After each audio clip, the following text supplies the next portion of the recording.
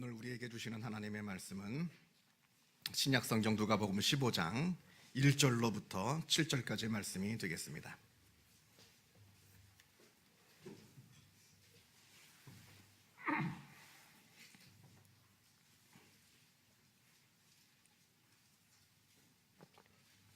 신약성경 121면에 있습니다.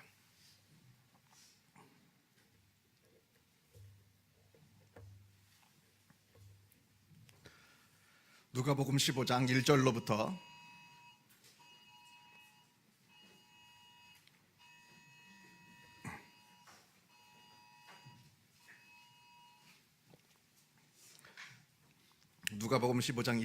7절까지 말씀을 봉독합니다. 이 계시의 말씀을 봉독할 때에 살아계신 하나님의 음성을 다 함께 들으실 수 있기를 바랍니다.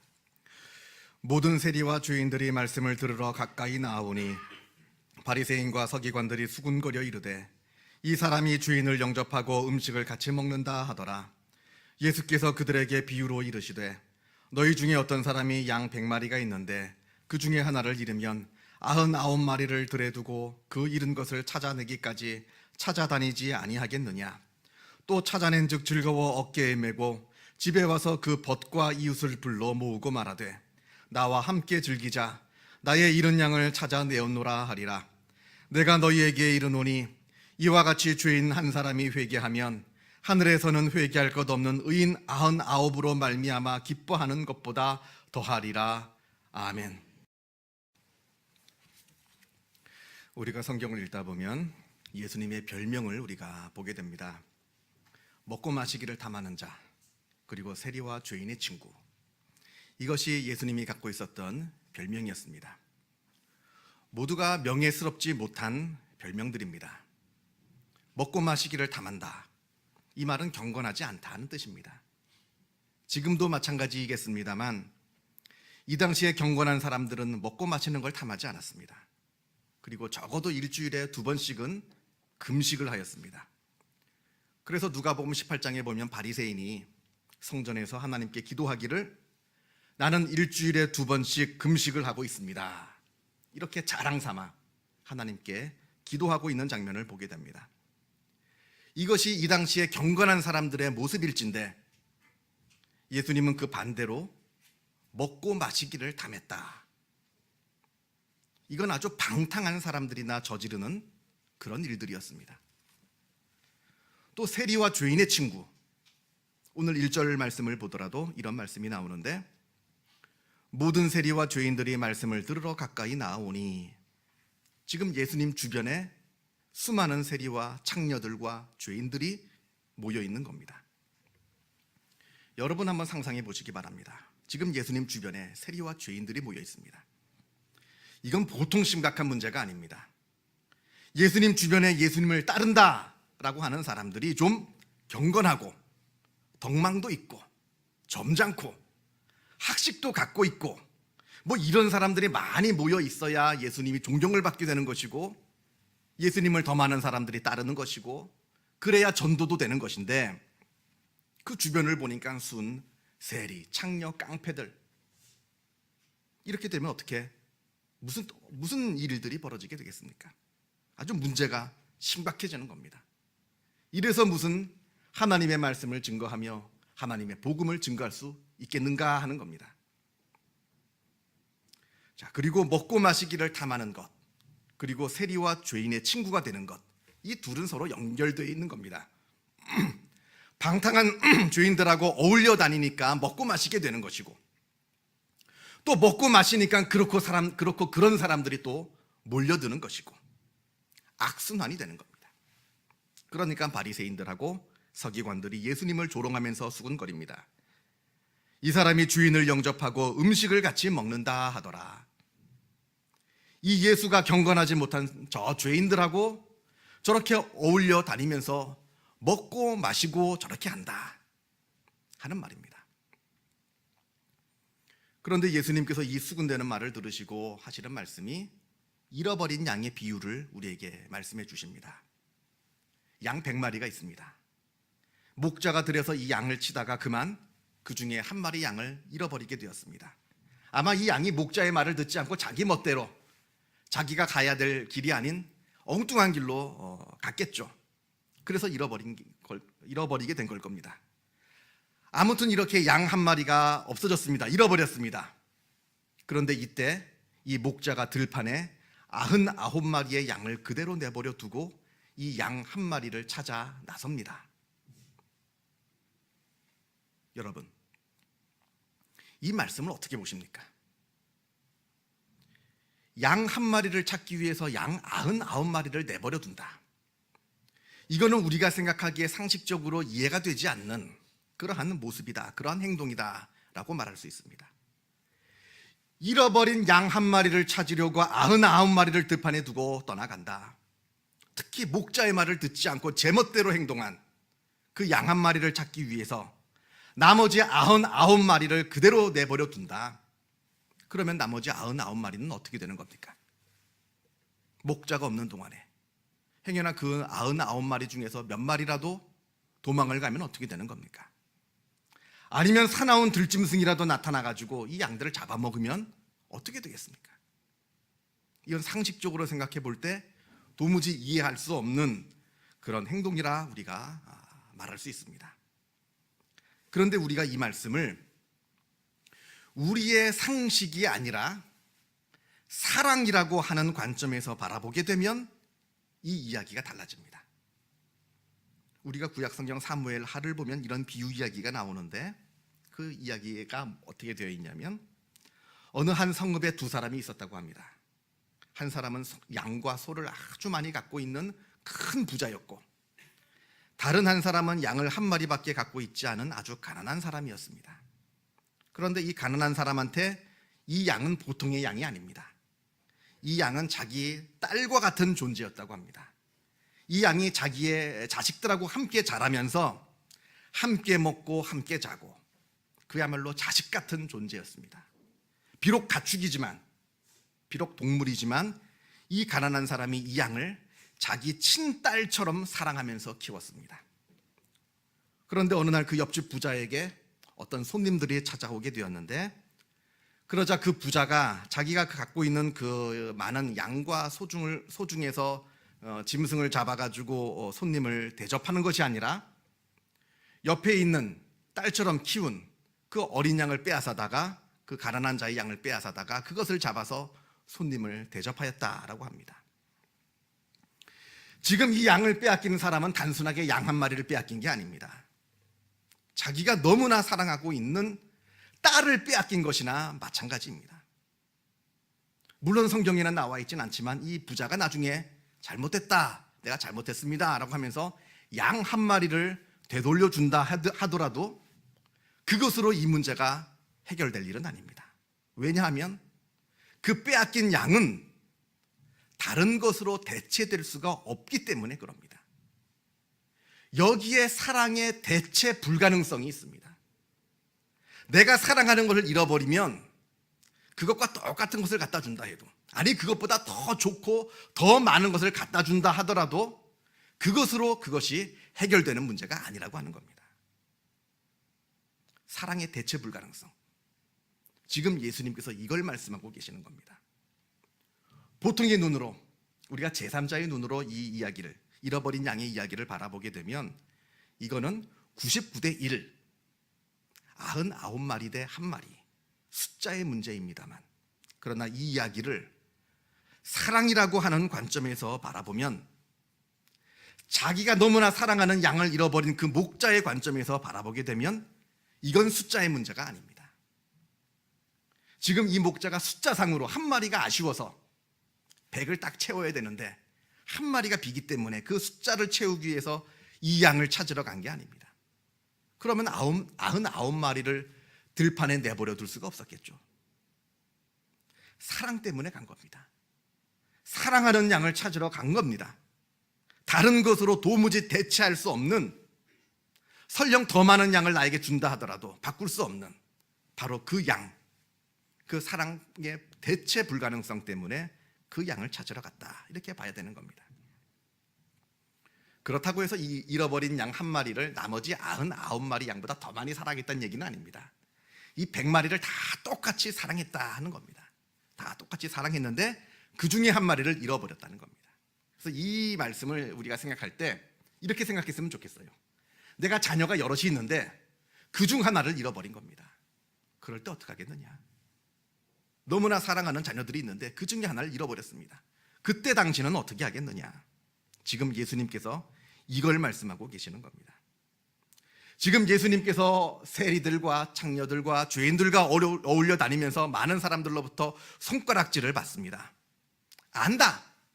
안다는 겁니다. 사람들이 내가 죄인들과 어울려 다니는 것을 보고 조롱하고 있는 것을 내가 안다는 겁니다. 근데 그게 중요한 것이 아니라는 겁니다. 저 세리, 저 창녀, 저 죄인, 바로 저들을 사랑해서 내가 저들의 친구가 되는 것이 더 중요한 것이고, 내가 저들의 친구가 되어서 저들을 구원하는 것이 가장 중요한 문제이다. 이것을 예수님께서 말씀하고 계시는 겁니다. 우리가 성경을 이렇게 쭉 보게 되면 상식적으로 우리의 생각으로는 이해가 되지 않는 여러 이야기들을 우리가 만나게 됩니다. 그런데 이 모든 말씀들도 우리 인간이 갖고 있는 상식의 눈이 아니라 사랑의 관점에서, 사랑이라고 하는 눈으로 이 말씀을 보게 될 때 우리가 이해되는 그런 말씀들이 참 많다는 것을 우리가 알게 되는데, 특별히 마태복음 20장을 보게 되면 포도원 일꾼 비유가 나옵니다. 포도원 주인이 아침 6시에 장터에 나가서 자기 포도원에서 일할 사람들을 데리고서 일을 시킵니다. 일당을 주고 일을 맡깁니다. 그런데 아침 9시에 또 나가보니까, 장터에 나가보니까 일을 못 구해서 놀고 있는 사람이 있길래 그 사람을 데려다가 포도원 일을 맡깁니다. 그리고 12시에 나가보니까 또 일자리를 구하지 못해서 놀고 있는 사람이 있고, 또 오후 3시에 나가보니까 또 그때도 놀고 있는 사람이 있어서 그 사람들을 데리고 와서 포도원 일을 맡깁니다. 그리고는 오후 5시, 그때도 장터에 나가보니까 또 아직도 일을 구하지 못해서 놀고 있는 사람이 있길래 그럼 우리 포도원에 와서 일을 하라. 그래서 일을 맡깁니다. 그래서 6시가 되어서 일이 다 끝납니다. 하루 일과가 끝이 났습니다. 5시에 와가지고 딱 1시간 일한 사람한테 한 데나리온을 줍니다. 3시에 와가지고 3시간 일한 사람한테도 한 데나리온을 줍니다. 12시에 와가지고 6시간 일한 사람한테도 한 데나리온, 아침 9시에 와가지고 9시간 일한 사람한테도 한 데나리온, 그리고 아침 6시에 와가지고 무려 12시간 동안이나 하루 종일 일한 사람한테도 한 데나리온. 그러자 아침 6시에 온 사람이 불만을 터뜨립니다. 불공평하다는 거죠. 어떻게 1시간 일한 사람하고 나처럼 아침 일찍 와가지고 하루 종일 뜨거운 태양볕을 이기면서 일하는 사람들하고 어떻게 똑같은 돈을 받느냐 하는 겁니다. 맞는 말입니다. 맞는 말이죠. 어떻게 12시간 일하는 사람하고 1시간 일하는 사람하고 똑같은 돈을 받습니까? 이게 상식적이지 않다는 것은 분명합니다. 그런데 우리가 여기서 생각해 봐야 할 문제가 있습니다. 먼저는 처음 주기로 한 돈이 한 데나리온이었습니다. 이 당시에 어느 곳을 가든지 이스라엘에서 일당 하루에 일을 일하면 일당 받는 돈은 한 데나리온이었습니다. 그것을 알고 온 겁니다. 아침 일찍부터 자기가 받을 돈을 먼저 받았습니다. 그리고 두 번째는, 이 사람들은 모두 하루 벌어서 하루 사는 사람들입니다. 다행히 아침 일찍부터 일자리를 얻어서 일을 한 사람이야 한 데나리온의 돈을 받아가지고 그것으로 그날 먹고 살 수가 있습니다만, 아침 일찍 일자리를 구하지 못한 사람은 자기뿐만 아니라 가족들이 하루 종일 쫄쫄 굶어야 되는 상황이 되는 겁니다. 지금 일을 구하지 못해서 발을 동동 구르고 있는 그 사람들을 이 포도원 주인이 불쌍히 여기시고 그들에게 은혜를 베풀어 준 것이고 그들에게 사랑을 베풀어 준 그 이야기입니다. 이게 우리의 세상의 경제적인 논리로 보게 되면 불합리하죠. 그러나 우리가 사랑의 논리로 이 말씀을 보게 되면 충분히 이해가 되는 말씀이 되는 겁니다. 굶어야 되는 저 불쌍한 사람들을 돕기 위해서 1시간이라도 내 포도원에서 일을 하고 돈을 받아가라, 그래서 먹고 살아라 하는 그 포도원 주인의 사랑의 이야기라고 하는 겁니다. 우리가 잘 아는 탕자의 비유, 아버지의 막대한 유산을 물려받아 가지고 외국으로 나가서 거기서 그 많은 돈을 허랑방탕하게 다 날려먹은 둘째 아들, 결국에는 완전히 거지꼴이 되어가지고 아버지 집에 돌아왔는데, 그 아버지가 그 둘째 아들을 보고 꾸짖기는커녕 오히려 반갑게 맞아주는 그 이야기. 그 아들이 멀리서 오는 것을 보고 이 아버지가 아직 거리가 멀매도 불구하고 아버지가 그 아들을 보고 달려나갑니다. 측은히 여겨서 달려나갑니다. 그리고는 목을 껴안고 입을 맞추고 좋은 옷을 입히고 가락지를 빼서 가락지를 끼우고 발에 신을 신기고, 그리고는 살진 송아지를 잡아가지고 잔치를 벌이면서 하는 말이, 이 내 아들은 죽었다가 다시 살아났으며 내가 잃었다가 다시 얻었노라, 이렇게 기뻐서 외치는 그 장면을 우리가 보게 됩니다. 아버지가 아직 살아계심에도 불구하고 유산을 물려받았습니다. 불효자죠. 그리고 그 돈을 가지고 외국에 나가서 뭐 사업을 한 것도 아닙니다. 허랑방탕하게 사용을 해가지고 다 날려먹고는 이제 거지꼴이 돼가지고 돌아온 둘째 아들. 남들은 못된 자식이라고 흉보고 손가락질합니다만 그래도 아버지에게는 사랑하는 아들입니다. 누가 뭐라 해도, 아버지한테는 누가 뭐라 해도 사랑하는 아들이기 때문에 건강하게 돌아온 것이 다행이고, 다시 딴 데로 안 가고 아버지 집에 되돌아온 것이 감사한 일이 되는 겁니다. 이 이야기를 아버지의 눈으로 바라보지 못하고 옆에서 질투하고 있는 형의 눈으로 바라보게 되니까 이 말씀이 불공평한 말씀이 되는 겁니다. 억울한 말씀이 되는 겁니다. 나는 아버지 집에서 이렇게 착하게 열심히 일하고 살아왔고, 내 동생은 돈을 가지고 외국에 나가서 다 날려먹고 돌아왔는데 아버지는 저 동생만 사랑하고 저 동생에게 잔치를 벌여주고 나에게는 양 한 마리 잡아주지 않고, 불공평하고 억울한 이야기가 되는 겁니다. 그래서 이 형이 동생을 질투합니다만 이건 다 사랑하지 않아서 하는 질투입니다. 만약에 이 형이 그 동생을 진심으로 사랑했다라고 한다면 아버지와 똑같은 마음으로 동생이 돌아온 것을 보고 기뻐했을 겁니다. 사랑하지 않으니까 아버지의 행동이 불공평한 행동이 되는 것이고 아버지의 행동이 이해할 수 없는 행동이 되는 겁니다. 여러분, 사랑의 논리는 세상의 다른 논리들을 다 뛰어넘습니다. 그게 사랑의 논리가 갖고 있는 아주 독특한 특성입니다. 고슴도치는 지새끼가 예쁘고요, 또 눈에 콩깍지가 낀 사람은 다 좋아 보입니다. 신기할 정도로 좋아 보입니다. 다 경험해 보셨잖아요, 그죠? 사랑하면 다 용서가 되는 것이고, 이게 바로 사랑이 갖고 있는 신비입니다. 십자가의 사건이 이런 것 아니겠습니까? 하나님께서 우리를 사랑하셨기 때문에 자기 아들을 아끼지 아니하시고 내주신 그 사건이 바로 십자가의 사건입니다. 예수 그리스도도 하나님께 억지로 떠밀려서 십자가에 달리신 것이 아니라 우리를 사랑하셔서 스스로 그 길을 걸어가신 그 사건이 바로 십자가의 사건입니다. 어떻게 하나님이 저 인간을 위해서 자기 아들을 내어줄 수 있겠는가? 어떻게 하나님의 아들이 인간을 위해서 스스로 십자가에 매달릴 수 있겠는가? 사랑 때문에 그렇게 한 겁니다. 사랑하니까. 사랑이라고 하는 것, 이것은 강합니다. 사랑이라고 하는 것은 심지어 죽음보다 강한 그러한 성격을 갖고 있는 겁니다. 그 놀라운 사건이 바로 십자가의 사건에서 벌어진 겁니다. 1776년에 영국의 아담 스미스가 국부론이라고 하는 책을 썼습니다. 이 국부론의 주제는 보이지 않는 손이라고 하는 개념이 나오는데, 우리 현대 이제 경제학의 기초를 놓은 책입니다. 인간이 갖고 있는 각종 자기만의 이 이기심이 서로 작용을 해가지고 보이지 않는 손으로 나타나서 자기는 다 각자 자기의 이기심대로 일을 했지만 그 이기심이 합력해가지고 경제 질서를 만들고 경제를 움직여 나간다 하는 내용이 그 국부론의 내용입니다.